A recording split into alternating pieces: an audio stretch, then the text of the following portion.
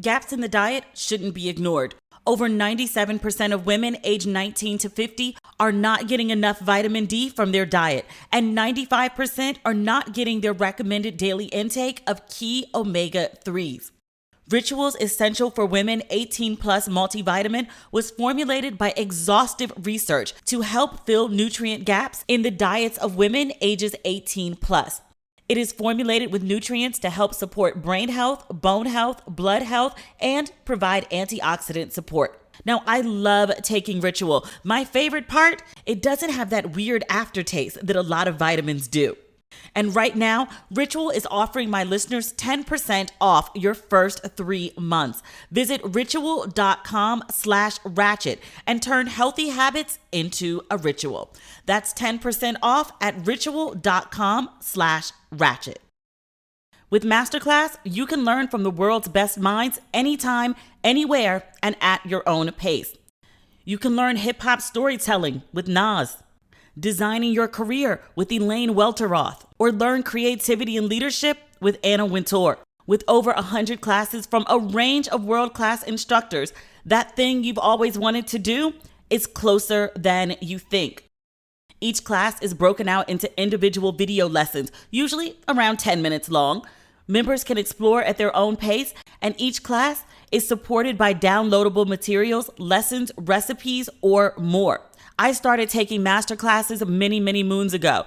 I wanted to learn screenwriting with Aaron Sorkin and also with Shonda Rhimes. This holiday, give 1 annual membership and get 1 free. Go to masterclass.com/ratchet today.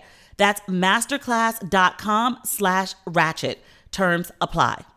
This episode is brought to you by Ruffles. Yes, the original Ruffles with ridges. Ruffles are my go-to chip when I want that perfect cheddar and sour cream flavor. Actually, the lime and jalapeno are so good, I just can't pick a favorite. Ruffles with no ridges is like a coach without the will to win. Can you imagine? Yeah, that's not it.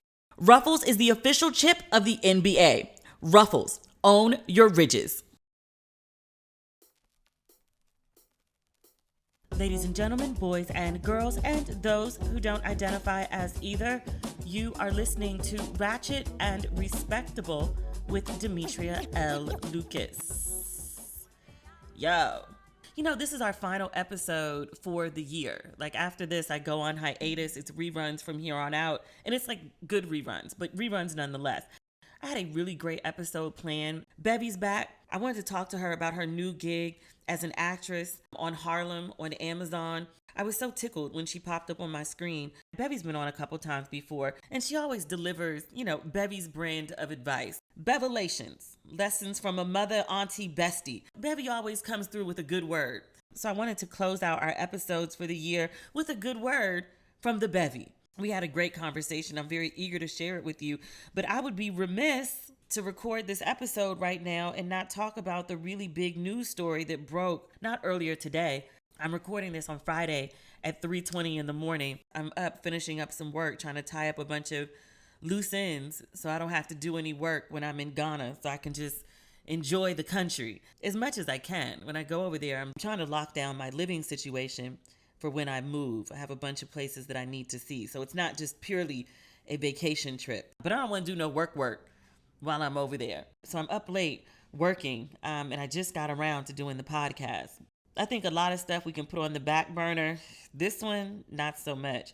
I feel like this is all I've been talking about for like the last 2 weeks. Sex and the City, the new Sex and the City, quote unquote, and just like that. I'm not calling it that. But I feel like ever since that show dropped last Thursday, it's just sort of consumed, not my life, but at least my podcast.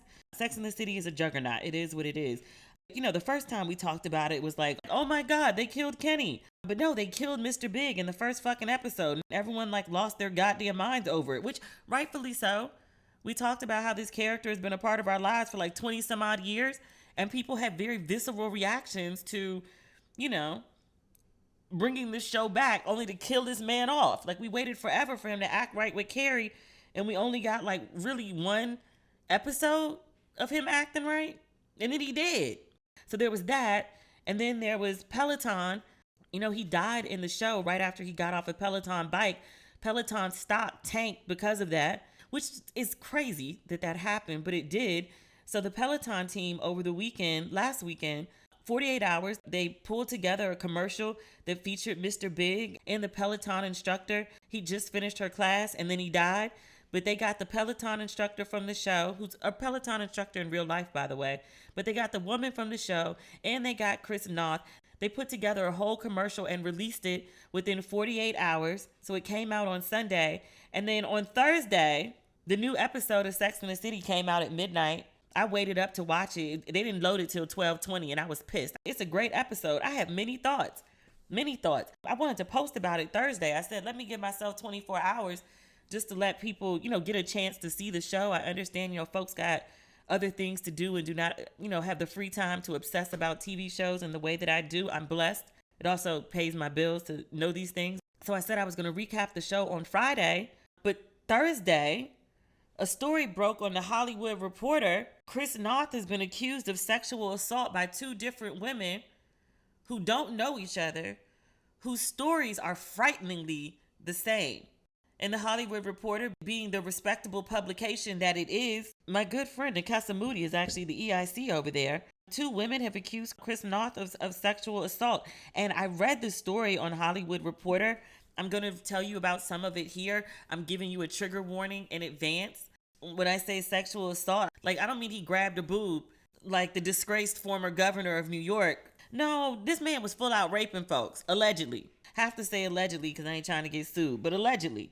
These incidents, there's one from, I think, 2004 and another one from 2015.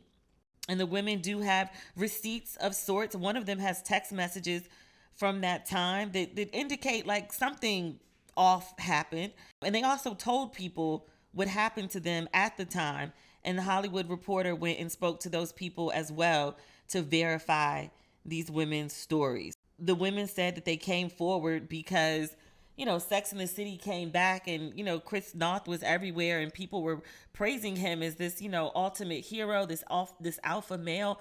People were, having these, like I said, visceral reactions to this character's death because they were so invested in him. They were like, really? He's a predator. He's a rapist. Really? So they reached out to the Hollywood Reporter. Two separate women, again, don't know each other, separately with very similar stories. To credit, Chris Noth does deny these accusations. The Hollywood Reporter, again, being the respected publication that they are, they did reach out to Chris Noth to get a statement. And he said, quote, "The accusations against me made by individuals I met years, even decades ago, are categorically false. These stories could have been from 30 years ago or 30 days ago. No always means no. That is a line I did not cross.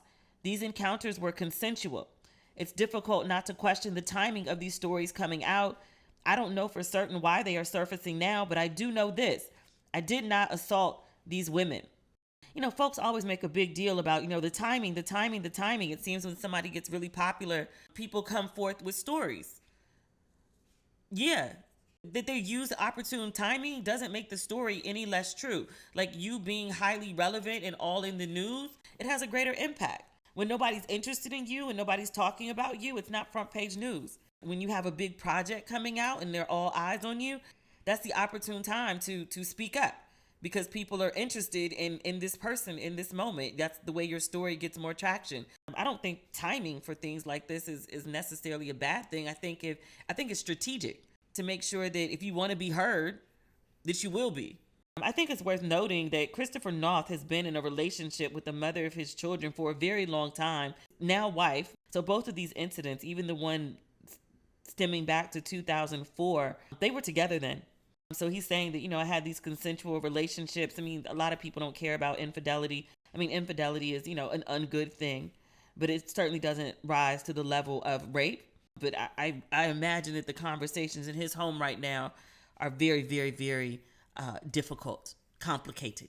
Best case scenario for that wife is your husband's been cheating on you your entire relationship. Worst case scenario, you're married to a rapist who may end up in prison. One of the incidences took place in LA, at his home in LA. I hope it wasn't the home he was sharing with his wife or girlfriend at the time. But one of the incidences took place in LA and the LAPD has opened up an investigation. So, yeah, shit's gotten real. Let's talk about some of these details that came out in this Hollywood Reporter story. So, two women, they're using aliases. They both work in the industry. They are afraid of being punished, being fired, consequences if they were to speak up under their names. But one is going by Zoe, she's 40, and then there's Lily, who's 31. Lily is now a journalist. The Hollywood Reporter says she reached out to them in August, and she said that for so many years she buried this story. And she said, seeing that he was reprising his role in Sex and the City, she said it set off something in me. She decided it was time to try to go public with who he is. She says after graduating from college in 2004, she was 22. She moved to LA and she was working at a quote unquote a high profile firm where Christopher Noth and other celebrities regularly had business. She said that he got her number from the phone directory and began leaving messages on her work phone. They were kind of flirty. She said she let her boss at the time listen to the messages, and the boss thought it was odd that the much older man, he was 49 at the time, and again, this young woman is 22, was reaching out to this woman. They were both enamored, they were giddy, they were starstruck. Zoe says Chris Noth, he invited her to come to the pool at a building in West Hollywood where he had an apartment. She said she had a friend who also lived there or in that building. She and a friend who was in town visiting her, they went to the pool to meet him. The friend has confirmed this meeting. Zoe said he had a book with him and he asked her to take a look at it because he was thinking of doing this project. And he kept asking her what she thought. And she was very flattered that he was asking her opinion. She says he had to take a phone call and he left the book and he told her to just bring it to his apartment later when he was done with his call. So afterwards, she said she went to the apartment. She left her friend down at the pool. She said he tried to kiss her. She wasn't alarmed by that. She said she kissed him back and she said, "Thank you. I'm going to go back and meet my friend." And she didn't think much about it. She thought it would be a fun story to tell her friends that, she moved to Hollywood. She said she'd only been living in LA 2 months, but she moved to Hollywood, met Mr. Big, and he kissed her. She thought it would be a funny story to tell. And then she says that Noth pulled her toward him, moved her to the bed, pulled off her shorts and bikini bottom, and began to rape her from behind. She said she was facing a mirror. She said it was painful. She said that she yelled out, "Stop." He didn't. She said, "Can you at least get a condom?" She said he laughed at her. She said when it was over, she saw there was blood on her shirt. She said she went to her friend's apartment, the one that she said lived in the building. The friend that was visiting from college was already in the apartment. She said she walked to the bathroom and tried to get the blood out of her shirt. And her friends kept asking what happened. And she said, "I just want to go home." And the friend who was visiting her said, "You're scaring me." The Hollywood Reporter talked to that friend who confirms the story. She said when we left the apartment, she wouldn't talk. She wouldn't make eye contact. She said, "We got in the car. I started pressing her. You have to tell me what happened. Something's wrong." She said, "I don't remember the words she said, but I said, 'I'm taking you to the hospital.'" They went to Cedars-Sinai, and Zoe told the staff she had been assaulted. She had to get stitches. 2 police officers came. She told them what happened, but she wouldn't tell them who it was. She said she feared she wouldn't be believed, and she felt she would be fired if she accused Noth publicly. Zoe's boss, or the boss at the time, said Zoe called her later that day and told her that Noth had attacked her. She said, "I stopped and pulled over because it was so horrible." She was very upset, kind of in shock. I was in shock. She said at Zoe's request, she didn't tell anyone what happened. The boss said she was 25 at the time and she didn't know what to do. She also made a note that this was a decade before Me Too. So the other story is from a woman named Lily. And she says that she was a server at the VIP section of what the Hollywood Reporter describes as a now shuttered New York nightclub. Number 8. I don't remember number 8. I was still in New York then. I don't remember that one. But she said she met Chris Noth. She recognized him from Law and Order and Sex in the City. Like Zoe, she said she was starstruck. She said he was hitting on her for sure. And she says that she knew he was married. She was 25 at the time. He was 60. She says Noth got her number and asked her out. And she was just like, that's crazy. Like, Mr. Big is asking me out for dinner. She said when she arrived at the restaurant, the kitchen had closed. They had wine at the bar, and Noth talked to her about the details of the third Sex and the City movie. She said he also asked her a lot about her job and her career trajectory, and she thought that he was genuinely interested in her. She says as the evening wore on, she had too much to drink, but she wasn't like, blackout fucked up. Noth suggested that because the restaurant was closing, that they could go to his apartment, which was around the corner. He said he had a collection of whiskey that they could sample. So Lily points out that at the time she was like, I wasn't super sexually active. And now she thinks it's humiliating that she didn't think that Chris Noth was trying to have sex with her. She was like, I genuinely thought we were going to drink whiskey and talk about his acting career. And again, she's like 25 at the time. She said she went to the apartment. They were listening to music. He was trying to make out with her. She was like, I entertained it a little bit, but she's like, he's older and he looked older. She says that she should have said no more firmly and left, but she didn't. And then she says, quote, the next thing I knew, he pulled down his pants and he was standing in front of me. And he thrust his penis into her mouth. Lily says that she brought up that he was married with children. And he said, marriage is a sham and monogamy is not real. And then she says again, quote, the next thing she knew, he was having sex with me from the back in a chair. We were in front of a mirror. I was kind of crying as it happened. When it was over, I went to the bathroom and put on my skirt. I was feeling awful, totally violated. She said she called an Uber. In the Uber, she called a friend. Hollywood Reporter spoke to the friend as well.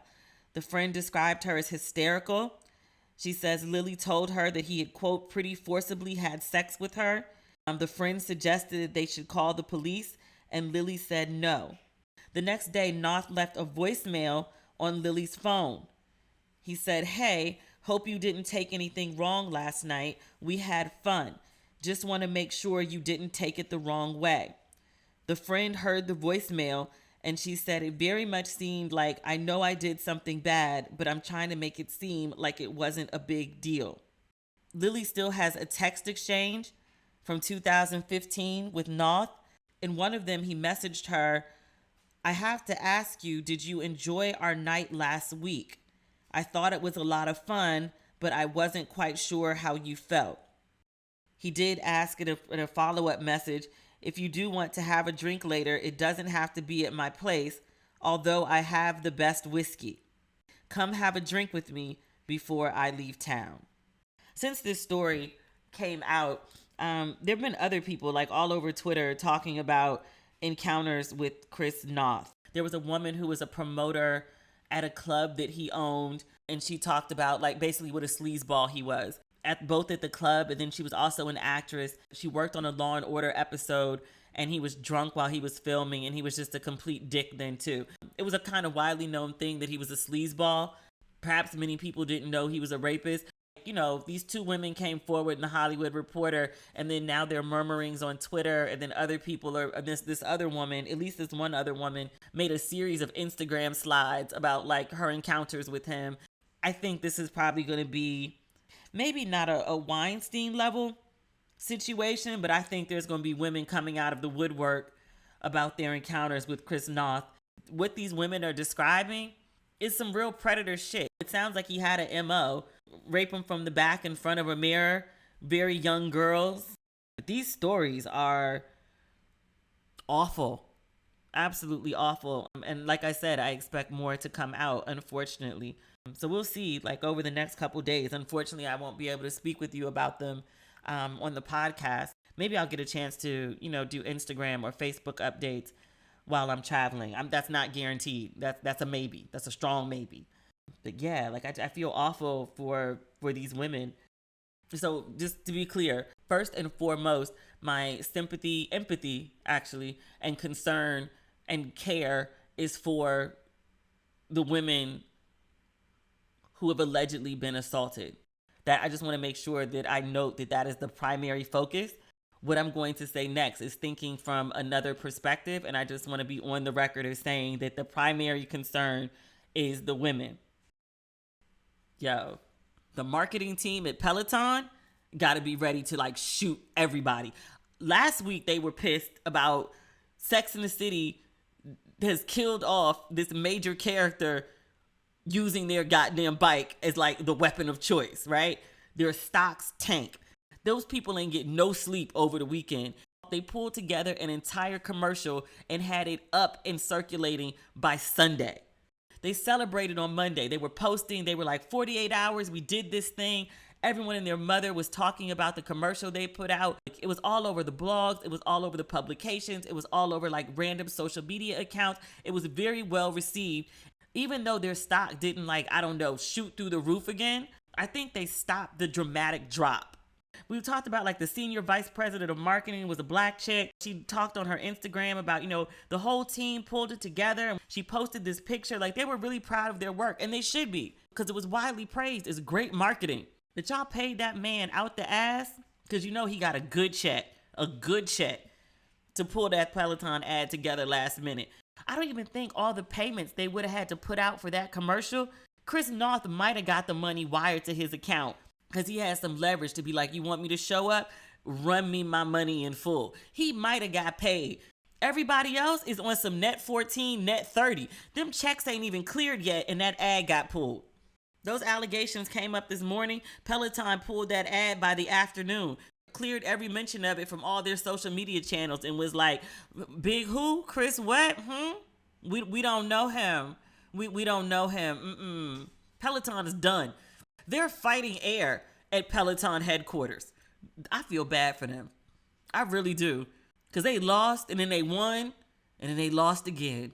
They can't win for losing over there. Damn. Poor Peloton. Can you imagine if that was your job right now? And right before the holidays? Them folks can't wait to get off work. Can they even get off? You can't take no real holiday in the midst of this shit. They might get the day. That's it. Maybe Christmas Eve. I feel bad. Gaps in the diet shouldn't be ignored. Over 97% of women aged 19 to 50 are not getting enough vitamin D from their diet, and 95% are not getting their recommended daily intake of key omega-3s. Ritual's Essential for Women 18 Plus multivitamin was formulated by exhaustive research to help fill nutrient gaps in the diets of women ages 18 plus. It is formulated with nutrients to help support brain health, bone health, blood health, and provide antioxidant support. But Ritual didn't stop there. They invested in a gold standard university-led clinical trial to prove the impact of Essential for Women 18 Plus multivitamin. The results? Essential for Women 18 Plus was shown to increase vitamin D levels by 43% and omega-3 DHA levels by 41% in 12 weeks. Now, I love taking Ritual. My favorite part, it doesn't have that weird aftertaste that a lot of vitamins do. And right now, Ritual is offering my listeners 10% off your first 3 months. Visit ritual.com/ratchet and turn healthy habits into a ritual. That's 10% off at ritual.com/ratchet.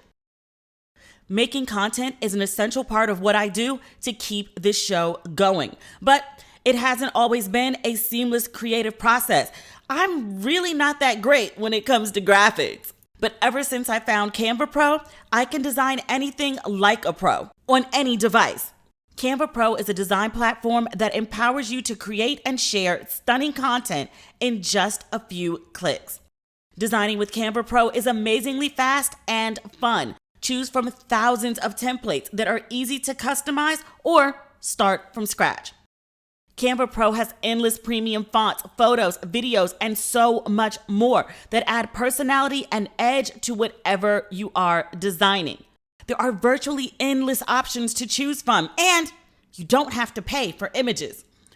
Designing together has never been easier. Sharing, editing, and commenting in real time. Canva Pro helps you stay organized, on the same page, and on top of team projects. So no more misplaced files or tedious back and forth. Plus, you and 4 teammates can unlock everything Canva Pro has to offer for just $12.99 a month. With Canva Pro's Content Planner, you'll save time planning, creating, and posting social media content too. Pause scheduled posts and edit them at any time. Now, my favorite Canva Pro feature is all the storage. You don't know how much time I used to waste searching for files. Design like a pro with Canva Pro. Right now, you can get a free 45-day extended trial when you use my promo code. Just go to canva.me/ratchet to get your free 45-day extended trial. That's canva.me/ratchet. Canva.me/ratchet. In other news, in better news, I want to talk about Harlem.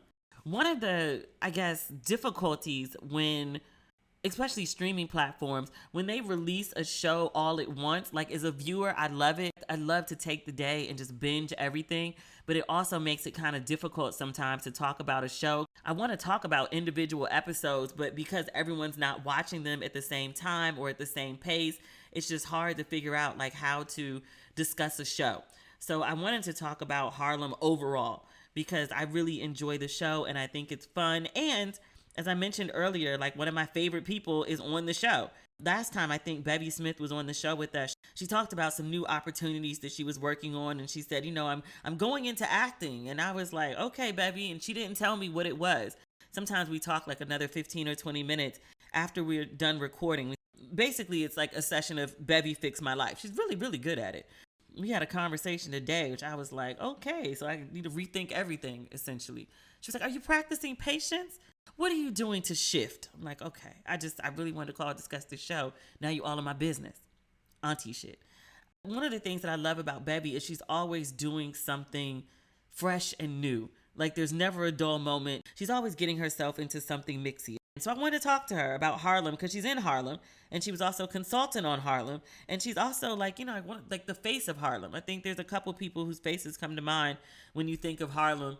One is Bevy, one is Marcus Samuelson, the other is Tiana Taylor and Dapper Dan. Can't leave out Dapper Dan, but those are like the 4 people who come to mind when I think of Harlem. So Bevy is all on the show. She's all in the behind the scenes with the making of the show. I loved Harlem. I thought it was amazing. So I wanted to bring in one of my favorite people to talk about Harlem with me. So does Bevy still need an introduction? I mean, she's done this show like so many times. Everybody knows who Bevy is. What she most wants you to know her for right now is her book. She is the author of Bevelations, Lessons from a Mother, Auntie, Bestie. And in the course of this conversation, she reveals like some new shit. I was like, Bevy, what? We're here to talk about the new thing you're doing. You already on to a new thing you're doing. All right, without further ado, ladies and gentlemen, boys and girls, those who don't identify as either, reintroducing Bevy Smith. I'm so happy to have you on the phone today. How are you? Child, it's a holiday, so crazy. I've been working all this week, and I never worked this deep into December. I just did the screening for A Journal for Jordan last night, and I saw you did it earlier this week, on Monday, I think. I did it last Friday. Last Friday, okay. I really like the film. Such a powerful film. And I said to Dana, I'm a single woman who lives her life to the fullest, i.e., I'm a happy person. But watching A Journal for Jordan, I was like, yeah, I definitely want that kind of love. Yes, but that's the only kind that I want. Like if it's not like maxed out at that level, like I don't want to settle for anything. Like I want the full throttle or I'm good just like living. Right, exactly. Like I don't want a placeholder relationship. No. It was a really good film. I like cried my eyes out at the end. Of course. To lose someone, and the real story is they went back and forth for like 8 years because she just didn't believe that he was her guy. And they went back and forth for 8 years. And then when she finally commits, he dies. Spoiler alert. So I caught that, and I wasn't sure because we had an open bar at our screening, and I was like, wait, because I was like, it was 2002, and like I remember the music, and then all of a sudden it was like 9/11, and I was like, wait, what? Like 10 years just passed? What happened? Okay, Yeah, so it's just me. Okay, yeah. yeah. Oh gosh, now that makes it even worse. Oh my god, now I have to watch it again because I feel like I see it in a totally different light with that understanding. I'm glad you mentioned that. Yeah, yeah. It's pretty sad, but that happens a lot. Yeah, it does. It's something I'm really afraid of too. Well, don't be afraid. Just live your life with your heart being open. For me, I really have gotten into this mindset where I am going to enter my 55th year in 2022 with a very open heart, meaning that I'm not going to be guarded at all, come what may. Okay, I Yeah. like this. I like Hmm. this. I like it very much. But the reason I wanted to get you on the phone today, which I'm super excited about, is I texted you on Thanksgiving because I was watching Harlem. I had the advanced copy of it. And you told me last time we spoke, and when I read your book, you talked about this new opportunity. You said you were going into acting, and you didn't tell me or the readers what exactly this project was. You just left it very open ended. It's like, I'm going to be an actress, and that's that. Yeah. Then I'm watching Harlem and I saw you were a consultant and I was like, oh, okay, that makes sense. Like, who knows Harlem better than Bevy? And then you pop up on screen and I started screaming in my apartment. I was like, oh my God, Bevy. And then I texted you with like all that excitement, like, oh my gosh, oh my gosh. So congratulations on that. Like you're always into something, which I love about you. Thank you, thank you. That's a part of. I've always been very open. Well, not always, but since I decided to change my life at the age of 38 and stop being a fashion executive, I've always led my professional life very open with an open spirit. And so that's just another part of it. I quit my job with the intention of being an actress. It was just the hosting thing came to me so easily. And a lot of people directed me in that way as well. Like even the great acting coach Susan Batson, the first time I ever took an acting class, she said to me, "You're a book, you're a movie, you're a story waiting to be told. As you are, you can work." And I was like, I want to do August Wilson, I want to do Tennessee Williams, because to me, like, theater actors are the alpha and the omega, like they're the end all and be all. And she's like, but as you are, you can work. That's her voice. As you are, you can work. You can go out and get work. As you are. And then I started getting work as I was. And then you become successful at that. And it's like, well, this is pretty fucking good. I don't have to work a job. I get to do these things I really love, because I really do love hosting shows and interviewing people and all of that. I love that. But when Page Six TV ended in September 2019, I said, I'm not going to try out for another one of those kind of shows. I'm going to give myself the opportunity to see what's happening for me as an actress. As an actress. So how did this role in Harlem come to be? My friends Mimi Valdez and Pharrell Williams are EPs on the project. And of course, Mimi was like, well, you are Harlem. And I went in for an audition. And the craziest thing is that I auditioned literally 3 days before the country shut down. So I must have auditioned on March 10th of 2020. So right before we got the notice that, oh yeah, we're in the middle of a global pandemic. And I wrote about it in the book, being scared to go because I was afraid of failing, but I was also afraid of this new virus that no one really knew anything about. But I pushed myself and I went. And I felt like I didn't stink up the joint. I said that in the book. Well, I didn't stink up the joint. And I said, I don't know what's going to happen, because I don't know if you remember this, Demetria, but there were a lot of shows that were greenlit that got canceled due to the pandemic. There were shows that were on the air that were supposed to come back for season 2 and 3 and what have you, that just didn't come back because of the pandemic. So I didn't know what was going to happen with the show. And when I auditioned for it wasn't even called Harlem. And so I didn't think much of it. I was just glad that I had the oomph, the gusto, the cojones to go out there and audition. And that's really where I left it. And I was minding my business, smoking a cigarette, reading a bonbon. I don't do either one of those things. But that's like my spirit animal. You know, I have on Malibu trimmed, lingerie, and I'm sitting on my chaise lounge, luxuriating, eating a bonbon, smoking a cigarette, and my phone rings, and it's my manager, and he's like, Amazon is looking for you. They want you for a role in this series. You already went in and auditioned. And I was like, wow. That's amazing. I don't know, because I don't think people who don't work in TV understand how long it takes for a project to go from, I guess, inception to actually landing on your screen. Because if you're auditioning this for the beginning of 2020, before the pandemic, and we're just now getting it in like the fall of the winter really of 2021. Yeah. So it's been a very long journey for this show. Yeah, and of course it was slowed down due to the pandemic and everything because of course no one was shooting. Everyone had to stop shooting, and everyone had to reconfigure everything. And so entertainment was no exception. I will say that I feel like entertainment and film and TV really did get back up on their feet sooner than most other kinds of entities, business entities. And that's probably because of all the money that they were leaving on the table. Because as you know, we all just sat home and binge watched everything. Tiger King would never have been a thing if not for the pandemic, which we saw now with the part 2 of Tiger King. Has anyone ever seen it? Does anyone talk about it? No. No one cares. We were all bored. We were sitting at home bored out of our minds. And also frightened. Yes, that part too. Yeah. You need distraction with ridiculousness. Yes. Mm-hmm. But no, I bring up the timeline because there's been lots of discussion about Run the World and Harlem being shows of not even like a similar nature, but about 4 women who live in a neighborhood. But I feel like we see those for white women all the time. No one makes that big of a deal about it, but people are like, oh, well, Harlem did well, so this is a spinoff or a take because of that. And I'm like, I think they were probably in production around the same time.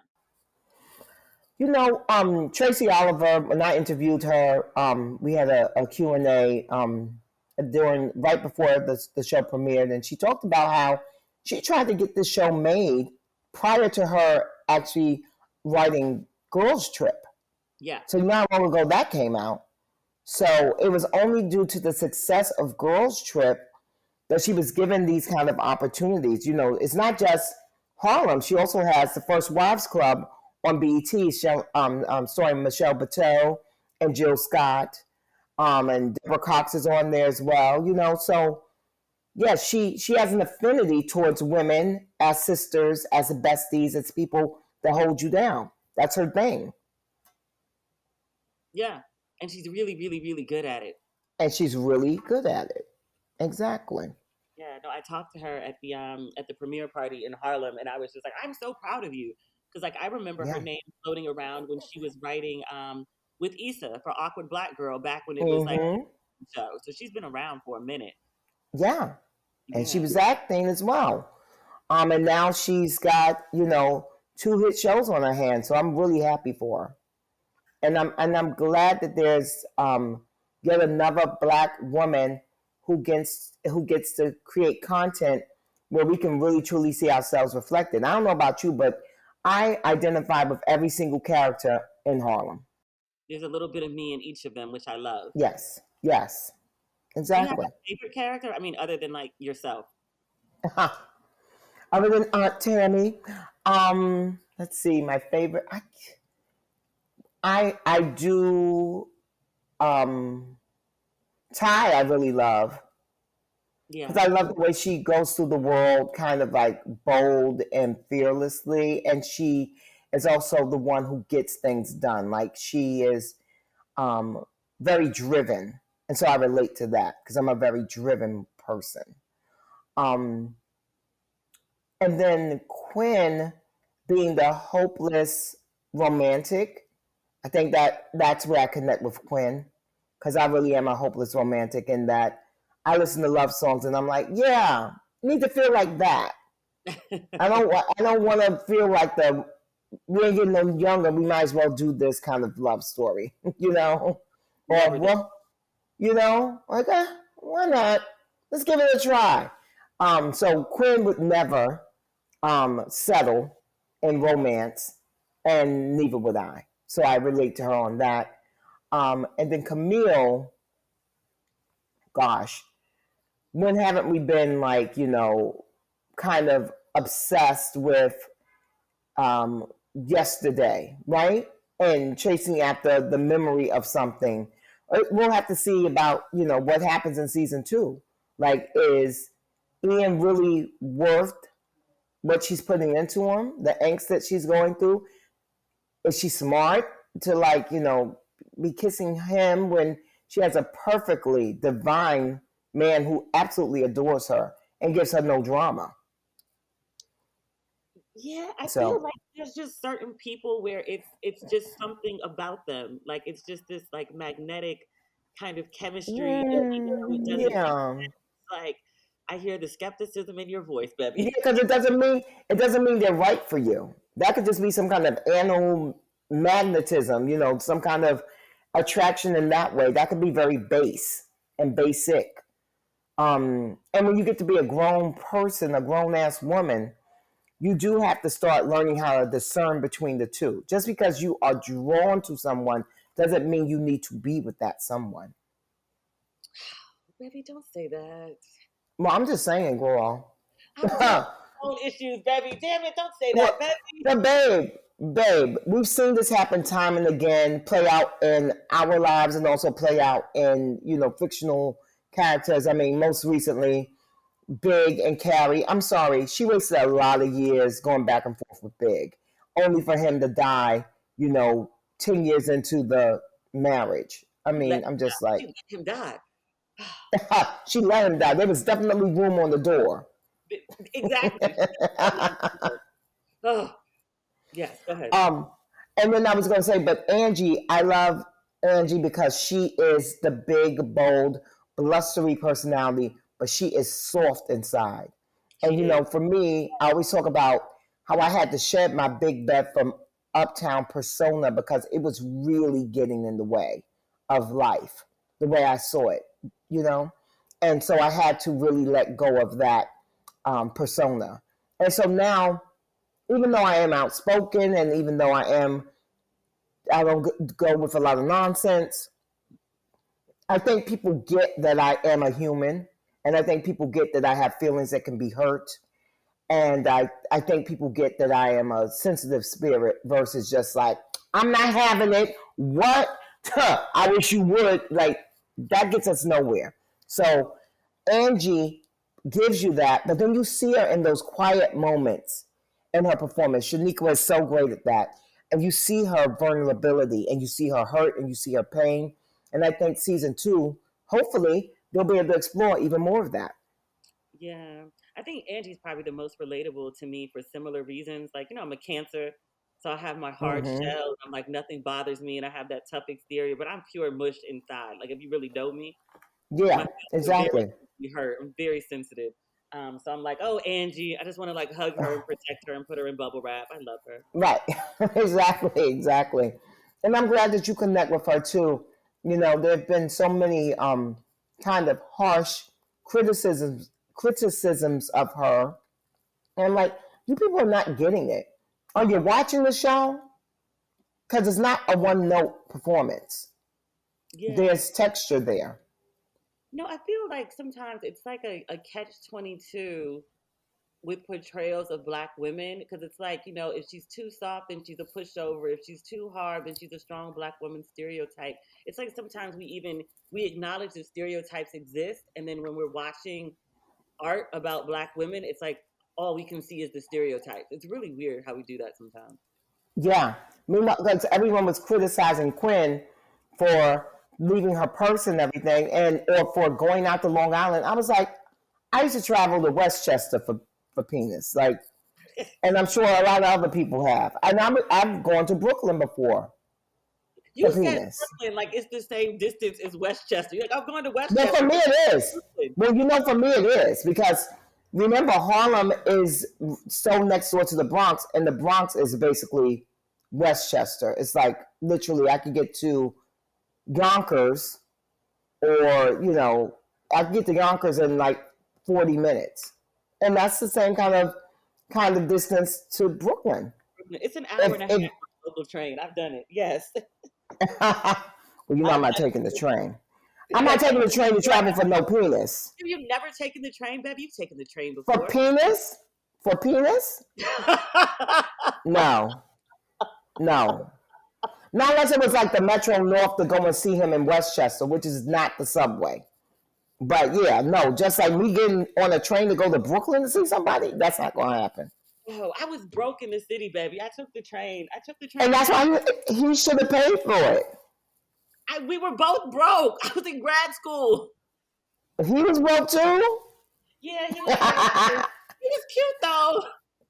Okay, yeah, that's one thing I can't relate to, because remember, I'm a Harlem girl, and us Harlem girls, we're about our paper, so I'm like, everybody can't be broke. Or if everybody is broke, he's going to have to come to me. I didn't know the ways of the world. I was 22.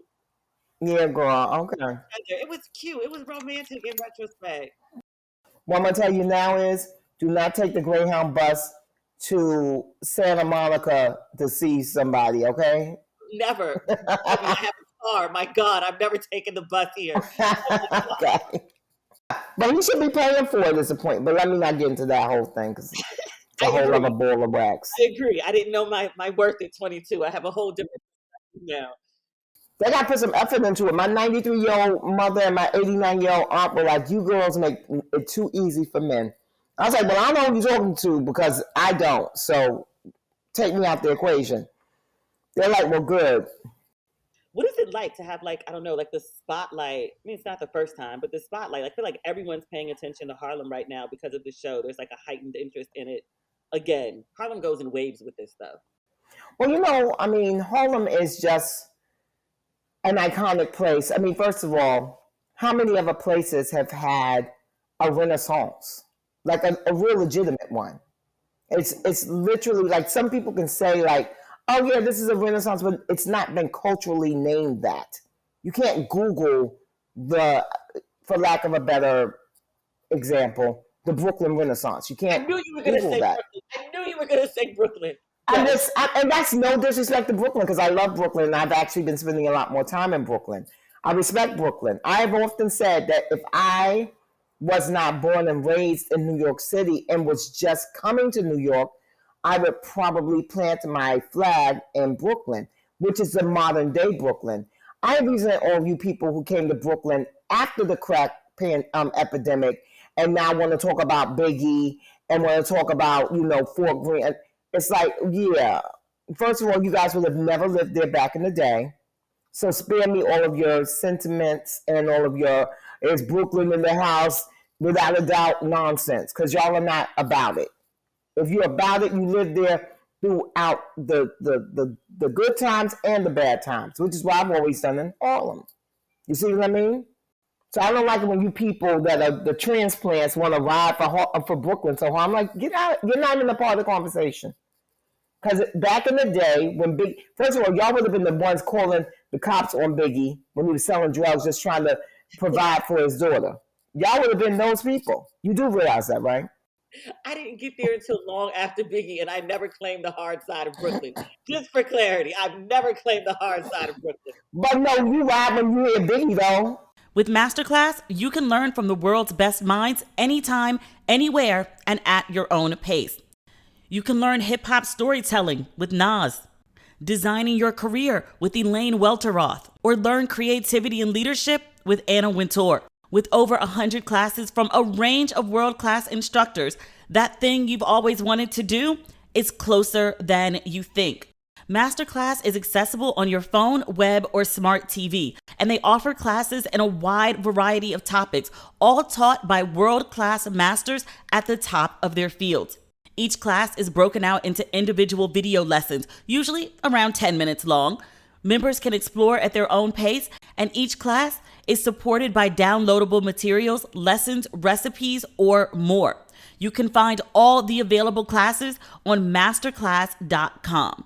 I started taking masterclasses many, many moons ago. I wanted to learn screenwriting with Aaron Sorkin and also with Shonda Rhimes. This holiday, give one annual membership and get one free. Go to masterclass.com/ratchet today. That's masterclass.com/ratchet. Terms apply. Sprite Winter Spiced Cranberry is back and now available with 0 sugar. Enjoy the cool, crisp taste of the Sprite you love, refreshed with tart cranberry and a warm spice blend that's perfect for the holidays. Copyright 2021, The Coca-Cola Company. Is there something interfering with your happiness or maybe something preventing you from achieving your goals? If so, lots of people can relate, self included. The good news, BetterHelp is here to, well, help. BetterHelp will assess your needs and match you with your own licensed professional therapist. You'll connect in a safe and private online environment, and you can start communicating in under 48 hours. To be clear, BetterHelp is not a crisis line. It's not self-help. It is professional counseling done securely online. And my favorite part, BetterHelp is more affordable than traditional offline counseling, and financial aid is available. BetterHelp's licensed professional counselors specialize in depression, stress, anxiety, and so much more. In fact, so many people have been using BetterHelp that they are recruiting additional counselors in all 50 states. I want you to start living a happier life today. As a listener, you'll get 10% off your first month by visiting our sponsor at betterhelp.com/ratchet. Join over 1 million people who have taken charge of their mental health. Again, that's BetterHelp, HELP.com/ratchet. And when he asks, is Brooklyn in the house, you be like, without a doubt, right? I do. To this day, I do. Yes, to this day. Yes. So then you're claiming a Brooklyn that you were not a part of and that you could have never survived in. Fair. You're right. I'm a girl from the burbs. You're right. I moved to Brooklyn for Spike. You moved to Brooklyn for Spike. Nola Darling-ish or whatever. I wanted to be an artist who lived in a Brooklyn loft with like a bunch of candles and date a bunch of different guys and live like some boho artist lifestyle. That's why I moved. Okay. I saw that movie when I was like 13, 14, maybe younger, and was like obsessed with Nola Darling and just the idea of like just Brooklyn, the views from the bridge, like her friends, her lifestyle, everything. That's what I wanted. Meanwhile, you're blasting all your hip hop. I don't hear you listening to Bill Lee's soundtrack, his jazz soundtrack. You sitting up rah for Jay-Z and for Biggie. Which one is it, honey? You want to be Nola Darling or you want to be a hip hop hottie? Which one? Every time I drive my car, like I'm listening to the new Rick Ross. I'm selling keys on the way to, Right. I know. This is my suburban life. Let me be. Well, I just wanted to clarify that I could never disrespect Brooklyn just like, I'm not ever going to disrespect Brooklyn because there's no comparison between Brooklyn and Harlem. And I'm so glad that I'm saying this on this podcast. So here's the thing, guys. If you do not live here, or if you you were not brought up here, you were not born here. Brooklyn is an entire borough. Okay? Harlem is a part of a borough. The borough that Harlem is a part of is Manhattan. So we're just a neighborhood in a borough. So you cannot compare a neighborhood to an entire borough. So if you want to compare Harlem to something, then you have to take one of the neighborhoods in Brooklyn and then you have to compare us. And then that's a fair comparison. But we're so mighty in Harlem that folks have to bring up a whole entire borough to battle against us. Here you go. Okay. But tell the truth, right? Tell the truth, shame the devil. Am I not making point? Yes. All facts, all valid points. That's how fly we are. The Harlem Renaissance. You don't even get to be the writer that you are without Zora Neale Hurston, without Langston Hughes, without Arturo Schomburg, without Baldwin. You don't get to do any of that. Acknowledge. Except for the Harlem Renaissance. So, I mean, okay. Bow down when you in my town. That's all. Bow down when you in my town. That's it. And then all of our modern day swagger, who doesn't want to be Tiana Taylor? I was surprised she didn't pop up in the show. I was expecting her to come She up. Once I doesn't. saw you and then Dard, I was like, Tiana's gonna pop up too. She doesn't live here though. Oh, was she in Atlanta? Atlanta and LA, I believe. Oh, okay. I said, hopefully for season 2, we'll see her. So season 2, you'll see her. Yeah. Hopefully. No, I'm saying hopefully. I don't know anything about season 2, but I'm saying hopefully. I heard that there's writing for season 2. There's a whole scripts written for season 2 is what I've heard. Talk to me about consulting on the show. Like what did you make sure they got right? What was important for you to showcase about Harlem? You know what? The writing was so good and solid that it was just really like little tiny flourishes and things like that. I just talked to them about my community and about my experiences of being a girl in the community. And then also to, now I'm an adult and it's so interesting that I'm raging against Ian in the show about being a gentrifier. And I am a bit of a gentrifier myself. Now, the reason why I can sleep why I can fall asleep at night is because even though I live in a very gentrified building, I'm still very of the entire community. So I live in a little bit of an ivory tower, but I walk these streets and I do all of the things. I'm at the block parties. I'm at the Subway Fish. I'm at the things, the community things. But certainly, if I was not making an effort to be a part of the community, I could be one of these people that just kind of live in the fancy condo building, get in a car, a black car, and go to wherever the hell she's going, and just really only sleep in Harlem, but not do much of anything else, which is the thing that I resent when people do that. It's like, don't come here because it's cheaper than the Upper West Side. You come to Harlem for the community. One of the most magical things that happened during the pandemic was Juneteenth. During the pandemic was the first time that the government had ever really kind of officially recognized Juneteenth. So, of course, I live in Harlem. I live right off of Frederick Douglass Boulevard, legendary, darling. And so I come out my building because I think I'm going to walk over to Marcus Garvey Park. Child, I didn't even have to walk over to Marcus Garvey Park. I walked across the street and there was a full-on Juneteenth celebration. And I was like, this is why I live in Harlem. I didn't even know it was going to be happening, but it was happening. And it was hella black, and it was strawberry soda, and amazing people singing. And it was great. And I never actually made it over to Marcus Garvey Park. So, it's just like, Harlem is a vibe. And it really is, no matter where you go in the world, people know it's a black enclave.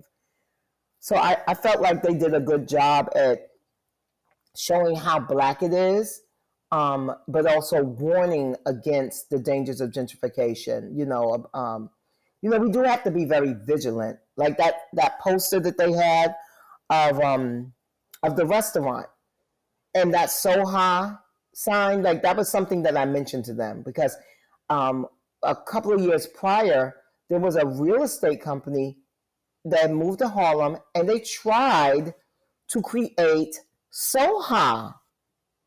And they tried to make it a thing south of Harlem. And it was supposed to be that corridor like 116th down to 110th. And they were trying to make it a thing. And of course, the community rose up and was like, so what you can't do is rename a historical community. It's like, you can't come into New Orleans and rename Treme. Like, where are they doing that at? And we stopped it. So it's great that they made sure people understood these kind of things happen, but it's the community that can put a stop to it. And we continually do that. Because as you know, Demetria, you were out with me this summer, and for all the white folks you saw, did Harlem not feel hella black to you? Hella black. Very black. Very. When you were talking about it being like, you walked outside for Juneteenth and it was a block party, I was like, I feel like that's any given Friday in Harlem. Right, exactly. I just went up there for drinks. You were like, we're going to promenade. And I was like, sure, okay, we're going to sit out. And then like just everyone strolled by. Like people, I mean, obviously don't live in New York anymore, but like every single person I knew that lived in Harlem strolled by in the course of like 3 or 4 hours. From dinner and cocktails to like bottles and cars pulling up. But that whole night was like when I wrote about it on my social media, I was like that whole night was like a movie. Like all sorts of people, like editors, like the shoe editor from Sex and the City. We were talking about the shoes for the upcoming Right. show. And I was just like, wait, what? Yeah. Dard came out with champagne and showed us his abs, which, you know, my crush on Dard continues. Yes. Right.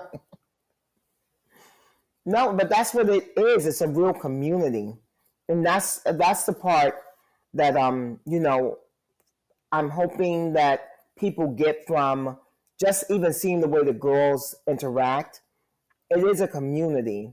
And we have and I actually have a whole crew of people who are not from Harlem but live in Harlem that are my friends too. So like and that puts a different spin on things. If you're not from Harlem and you live there and you love it, you may not.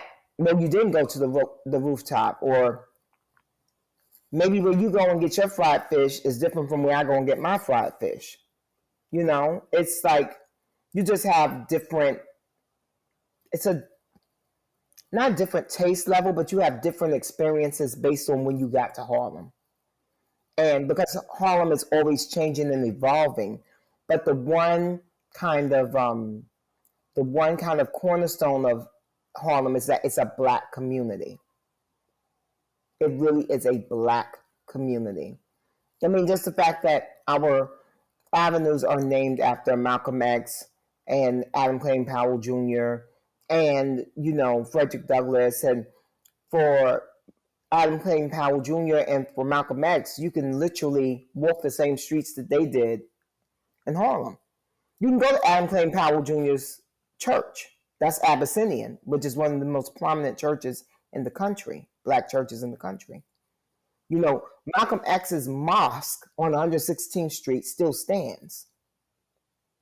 Like, that's powerful stuff. You know, when I talk about moving back to New York, I actually think about going to Harlem. Come on, girl. I'm not saying when. I don't know when. I'm just saying I have looked. I have looked at real estate in various Come parts, on, girl. and Harlem is one of them. Yeah, come on. Because we got a community.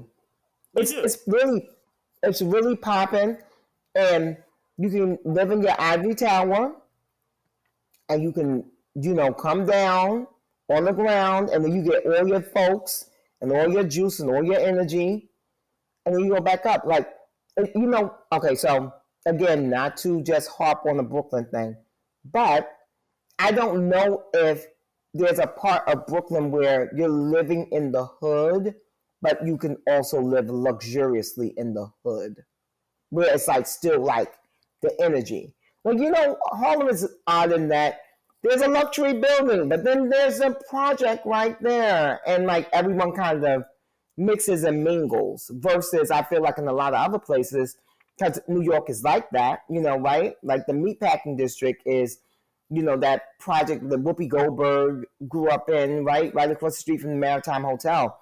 But never share the two meet, right? The project folks don't go over to the Maritime Hotel for a cocktail and dinner. No, never. That would never happen. That would never happen. But in Harlem, that happens all the time. That's one of the reasons why I love Red Rooster and Marcus Samuelson. Because at any given Friday or Saturday, you go up in that dining room, and you're going to have, you know, the hood folks that are coming in for their nice cocktails and everything, and then you're going to have some European from somewhere that came because he's heard so much about it, and he's a big fan of Marcus because he remembers when he used to run Aquavit. Like you have that cultural kind of blend, and I like that. That's the New York I grew up in. Yes, that's the New York I miss. I actually hear the sirens in your background, and I'm like, oh. Yeah, don't you hear that? I miss yes, it. honey. I miss it. I actually hear it again, but not enough. I actually let me let it go by. I actually usually close my terrace door when I'm doing these kind of things. And I was like, you know what? But we're doing something. We're going to be talking about Harlem. They should feel the energy of Harlem. Yes. Ugh. And yes, ambulances are a part of the energy of Harlem. Yeah, it's part of the story. Let me ask you a final Mm-hmm. question. If there's a season two, which I'm praying there's a season two, one of the reasons I keep talking about this show is I want everyone to watch it so it gets as many eyeballs as possible. So there is a season two. So I find out what happens next. What do you think is going to happen next in season two, especially for Camille and Ian? Oh, what I want to have happen? What do you want to happen? Oh, yeah, because I have no way of knowing what's going to happen with the storyline. But what I would love to have happen is I want Camille to get really focused on being Dr. Camille. And I want her to really own her shit and not let Ian or the other really hunky guy distract her. Because what I find is that we give up so much as women. And, oftentimes it's a sacrifice that's worthy. Um, but many times it's not. And sometimes you're left hollow inside, hollow on the outside, and you're like, wow, if I had not what Camille's professor was telling her, Mm-hmm. played by Andrea, I forget her last name. White woman professor was telling her, yeah, I gave up my PhD track, to be there for my husband and all that kind of stuff. And then they wound up being divorced. It's like, oh, that happens a lot. And I just think for women, we have to learn to put ourselves first. And if we want children, we have to be very intentional about that. And that means being intentional about it too. If we find someone, great. And if we don't, do it anyway.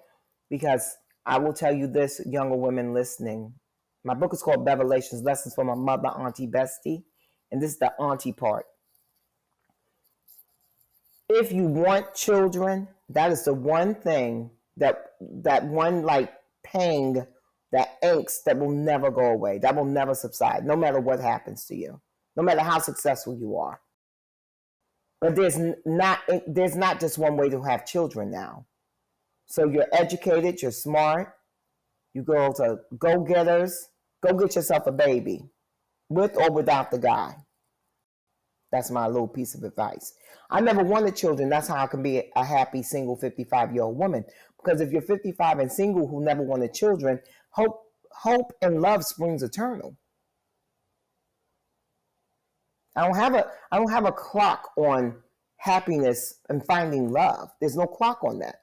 There's a clock on motherhood in the traditional sense with the quote fingers. There's a clock on having a baby. And nobody better not mention Janet Jackson. Janet, Tamlin, there's somebody else that had a baby at 50. And people always Hallie. how, oh yeah. I'm just like, yeah, that's not how most of these women are gonna, end up with a kid. Yeah. So let's be careful and let's be focused. And but let's focus on ourselves too. Why do you think it's so hard for women to focus on themselves? Not all women, but so many women.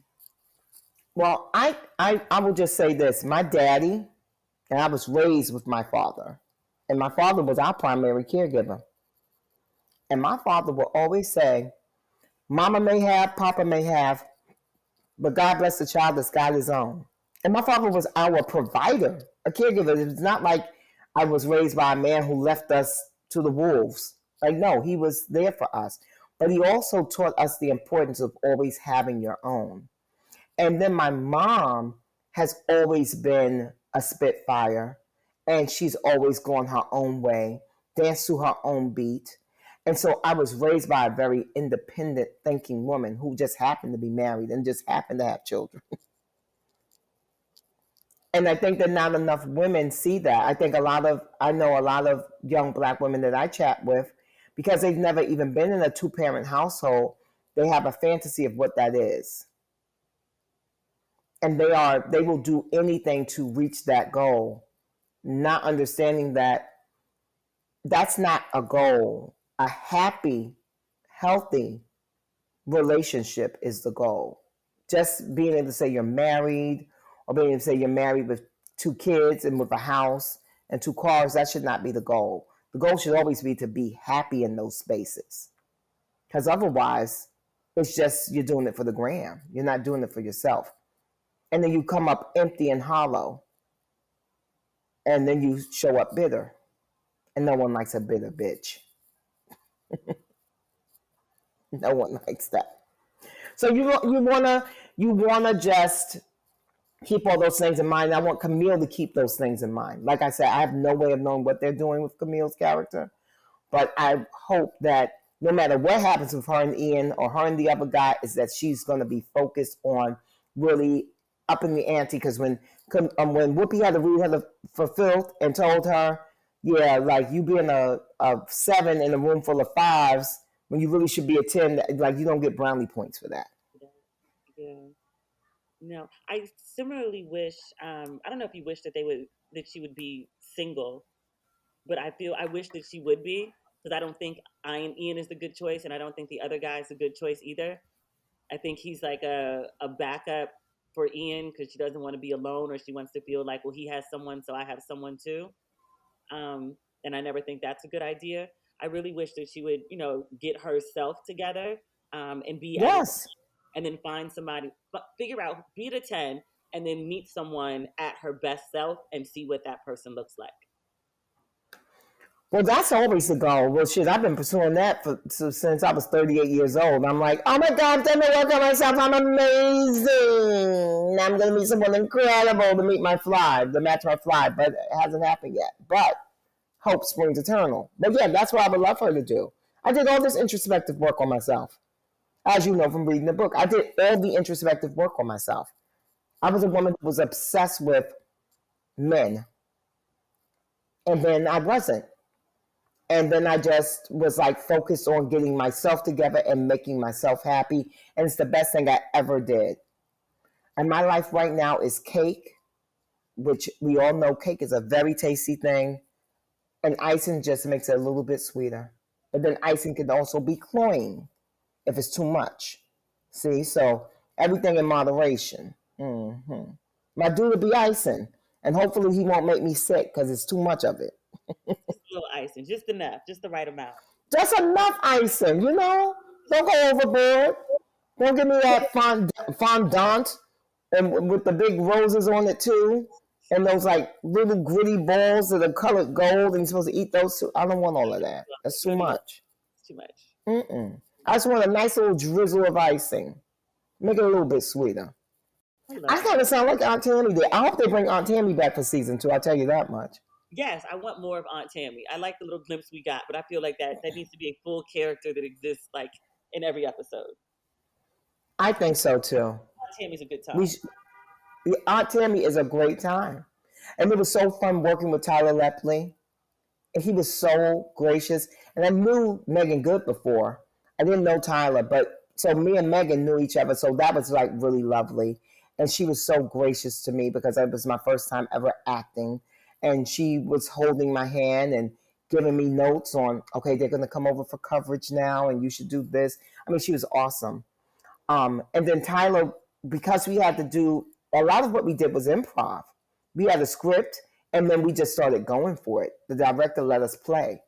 And that's a lot of what you see. So he was generous and kind and hot and sexy and all the things. Very hot, very sexy, all the time. He's gorgeous. He's gorgeous. And got the nerve to be real nice. So it's even better. That makes me happy. Yeah. But shout out to Tasha Smith, T-Saw. Tasha Smith School got me all ready for acting. I love that. Yes, you did say that. You told me that you went to school for like a really long time. I went to Black Nexus, which is a very famous acting school here in New York. And then when I became really successful as a personality, then I stopped.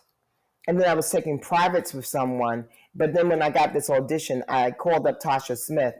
And I said, Tasha, can you get me ready for this? And she's like, I'm shooting a film. But yeah, girl, I got you. And she's like, what is it? And I said, it's 3 lines. She's like, girl, we can knock that out in an hour. I said, no, Tasha. I need like about a hot, spicy 7-8 hours.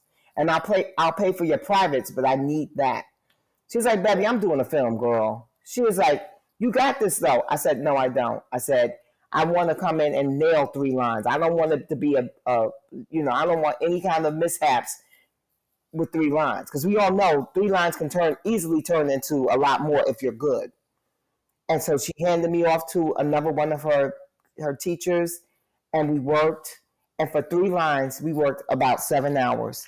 But we did all the introspective work, going into who Aunt Tammy was, what her motivation was, how she really felt about Ian, all these things. And sure enough, when I got on set, that's the reason why I was able to get that kind of, what people are saying. Oh, it felt so natural. I'm not even that kind of aunt.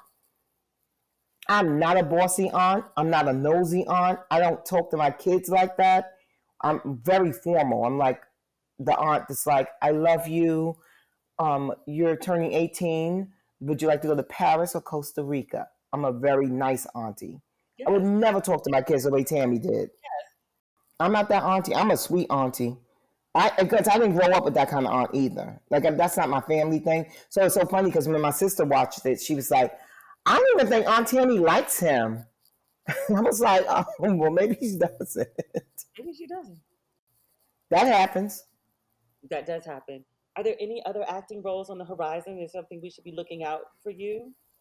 No, but I will tell you guys this, and this is a word that I want for all of your listeners to take in. When you do the work, sit back and let the universe take over. You do not have to do a whole bunch of backflips, overexertion. You don't have to. And this is about anything in life. That's the reason why my phone just rings. I don't pursue any work that I receive. And I work all the time and I get really great marquee gigs because I've done the work. And so now the phone just rings. And I let my friend Tyler Perry know that I was doing this. I let my friend Lee Daniels know. I let Malcolm Lee know. I know all these guys. And I let them know I'm acting now. Here's the clip. Think of me. Now I'm going to sit back on that chaise lounge in my lingerie that's covered in Malibu with my cigarette and my bonbon, and I'm going to wait for the phone to ring. Okay, bouquet. You know most of these people from your hosting work? I know so many people through Dinner with Bevy. Which is so amazing because, as you know, Dinner with Bevy was only created because I was broke or needed to do something as a stopgap measure until I got a TV show. I created a business called Dinner with Bevy. But Dinner with Bevy was so wildly popular and so very successful that every A-list Black person has been at a Dinner with Bevy. And therefore, I know all these people. And therefore, they love me. And then, of course, I do my radio shows on Sirius XM, Bevelations. And so all of them pass through, and we do great interviews where I ask them questions that no one else is going to ask them. And so they love me more. And then it all just works together. But I just had Tyler Perry on, and I told him what I was doing, and I was like, before he left, I said, now, Tyler, make sure you cast me or something. He said, I am. I said, soon? He said, yeah. I was like, okay, Tyler. I said, I hope to see you soon. He was like, you will in 2022 in Atlanta on my lot. I said, okay, TP. Okay. No, yeah. I love how like your whole life is just built on everything that you've done. Like you said, do the work. Like you did the work with, Dinner with Bevy, and now it's paying off like all these years later. It just keeps paying off. It paid off initially with money and with access, but it continued, and it's like an Easter egg. It's like, it's just like one thing after another. It's like one of those little Russian dolls. You open it up, and then there's another one, and then there's another one. And so that's something I always want younger people to understand, is that if you do the work, then you have a foundation. And from a foundation, you can build anything you want. So I didn't have to I didn't have to contort myself. I don't have, any of the gigs that I've ever received have been given to me. I mean, I did have to audition for Harlem, but even knowing about it came to me through relationships.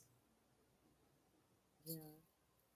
But you can't be predatory about it. You can't build relationships based on, oh, that person is fabulous and everything, and so now I'm going to be nice to them. Because when I met you, you were not the Demetria Lucas you are today. You were figuring it out. But I was always nice to you, right? I was an intern, had no power and no job. Like I was volunteering to show up. But I was nice to you, right? You were very nice to me. And now look at you, fancy as fuck. So if I'd been an asshole to you back then, you would not be willing, I'm sure you wouldn't be willing to help me and to support me and do all these things, right? No. No, because there were other Yeah. people who were not very nice, and I don't support them, and I don't help them. Yeah. See? And now they need a little Demetria Lucas, honey. But they wasted their power. You tell them don't waste your pretty, but don't waste your power either. Because when you're in pocket, that's the time to be the most generous and the most gracious to people. That's not the time to hoard your power. These people are so silly. That's why I can't stand older women that look at younger women as competition. If you don't get out of here with that, if I looked at Gia Peppers and what's my other baby's name? Scotty Beam and Danielle. Yeah. The whole crew you just named, Danielle too, Scotty, Gia, Yeah. Sylvia, Danielle, that all of them. They're fly and fabulous. And they do the damn thing. And guess what? I don't want the jobs that they get because I should not that they're not good jobs, but I should have moved on from that. What am I holding on to?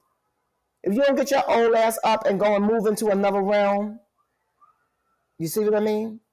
You know what? Some of the best advice you ever gave me, and it was about it was about dating. It was about being a certain age, like over 25, I think, in the club, and you were Yes. you just started going to the club at like 17, 18, 16, whatever. People have seen you. Like you're not new anymore. Yes. You need to go to a place where you're new. So you were like, get out the club and you need to go to some hosted dinners, some sit down dinners, Yes. some Yes. fundraisers where you're the fresh face in the room. And I was like, that's great advice. That makes sense. And I did just Yeah. that. Yeah, you don't want to be the 20, which is not even an old age. You don't want to be 27 in the club, but you've been there for like 10 years. And so by virtue of just time, you're old hat. And so, yeah, everyone still loves you. Everyone still wants to give you drinks. Everyone still lets you in for free. You don't have to wait online. But also, you're being passed over for the newer model. Why not go someplace where you can be discovered? That's why I always tell the folks, I love going in the rooms where no one knows who I am. Please don't know who I am. Say, who are you and what do you do? Oh, let me give you a chance to introduce myself, honey. Let you meet me. You know what I mean? Like, yeah, I love that. I don't want to go. I don't rest on my laurels. I should have put that as one of the revelations in the book. I don't rest on my laurels. I just don't. I refuse. If I'm really good at something and I've really mastered it and I've had a lot of success at it, oh, it's time for me to move on. Which is why I did not go out for another hosting job. Which is why I do not want Wendy Williams' job. Which I want to say that on the record because so many people are like on the computer. Bevy's angling for Wendy Williams' job. I am not. That is Wendy Williams' job. You don't want I'm on a Bevy show. Not I, Wendy Williams' a job. late, Like a talk show? yeah, a late night one. You need late night. So you could be full. I want full throttle. I want it on a streamer. But in the meantime, in between time, I'm way more focused on doing this acting thing. And also, tomorrow, when you're watching Swan Song starring Mahershala Ali and Naomi Harris, when you watch the end of the movie and you watch the credits, they will say art consultant Bevy Smith. I was an art consultant on Swan Song. You just being a little bit of everything, baby. Listen, I'm going to make sure that when I close my eyes, it won't be on my tombstone. She didn't try everything she wanted. I'm going to try it all, baby. Ride it till the wheels. till the wheels fall off. I'm looking at Norman Lear at 99. I'm looking at Cicely Tyson, who I interviewed her 2 days before she died. She put out her book on a Tuesday, died on a Thursday. Come on now. That's the way you do it. 94 years old. She worked until the bitter end, but worked on the things that she was passionate about, that she loved. That's who I'm going to be. Well, thank you, Bevy. You're always amazing. Thank you. This is probably I my love favorite you. song of ours. Isn't Bevy the greatest? I love Bevy. She makes me so happy. When we finished that call, we literally had a 15-minute conversation about my plans for Ghana. And so I was like, oh yeah, I'm planning to do this and this and this. And like, I have a whole plan. Like, I'm going to move to another continent and this is my plan. And Bevy was like, why don't we do this, this, this, and this instead? And I was like, oh, I never thought about that. And she's like, yes, that's much easier. That makes more sense, I think. And I'm like, yeah, it does. Yeah. I would tell you what it is, but I need to like figure out how to execute it first. And she was like, yeah, so when you go to Ghana, take some time to think about the things that I've said and we'll talk in the new year. I was like, you just give me like marching orders for my vacation? Indeed she did. Indeed she did. If you have not picked up Bevy's book, Bevelations, Lessons from a Mother, Auntie, Bestie, please do. It's an amazing read.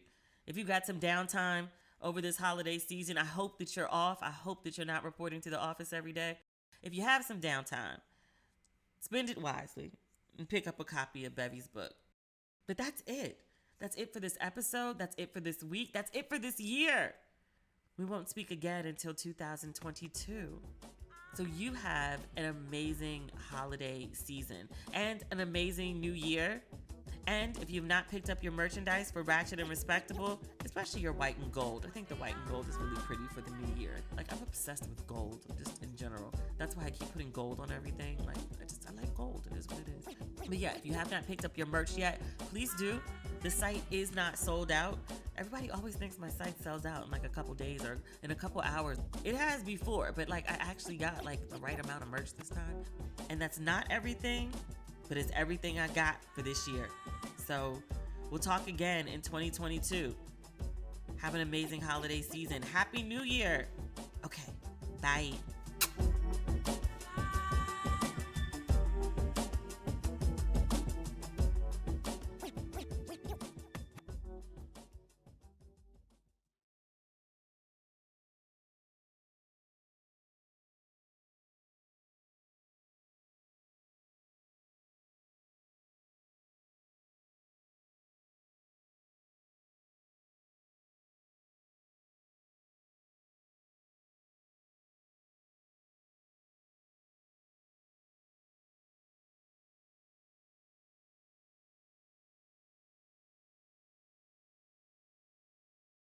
Every human was born to create.